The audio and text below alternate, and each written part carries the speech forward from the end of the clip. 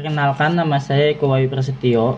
Di sini saya akan menjelaskan tentang kasus pelanggaran hak Marsina. Berawal pada tahun 1993, Gubernur KDH TKI Jawa Timur mengeluarkan Surat Edaran Nomor 50 Tahun 1992 yang berisi imbauan kepada pengusaha agar menaikkan kesejahteraan karyawannya dengan memberikan kenaikan gaji sebesar 20% dari gaji pokoknya. Imbauan tersebut tentunya disambut dengan senang hati oleh karyawan, namun di sisi pengusaha berarti tambahnya beban pengeluaran perusahaan. Pada pertengahan April 1993, karyawan PT Catur Putra Surya yang bisa disebut PT CPS membahas surat edaran tersebut dengan resah. Akhirnya karyawan PT CPS memutuskan untuk unjuk rasa pada tanggal 3 dan 4 Mei 1993 untuk menuntut kenaikan upah yang berasal dari 1.700 menjadi 2.250. Kasus Marsina dalam pelanggaran HAM. Marsina adalah seorang bisa disebut sebagai pejuang HAM, hak asasi manusia, dan bisa disebut sebagai penggerak buruh di Indonesia.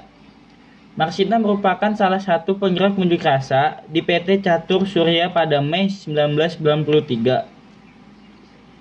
Unjuk rasa ini dalam rangka menuntut agar upah buruh dinaikkan. Hak apa saja yang dilanggar dalam kasus tersebut? Beberapa hak asasi manusia yang dilanggar dalam kasus pembunuhan Marsina, yaitu pelanggaran hak untuk hidup, larangan penyiksaan, kebebasan mengutarakan pendapat, dan hak untuk mendapat upah yang layak. Upaya apa saja yang telah ditempuh pemerintah untuk menyelesaikan kasus pelanggaran HAM tersebut? Pada akhirnya September 1993, pemerintah membentuk tim terpadu untuk menyelidiki kasus pembunuhan Marsina.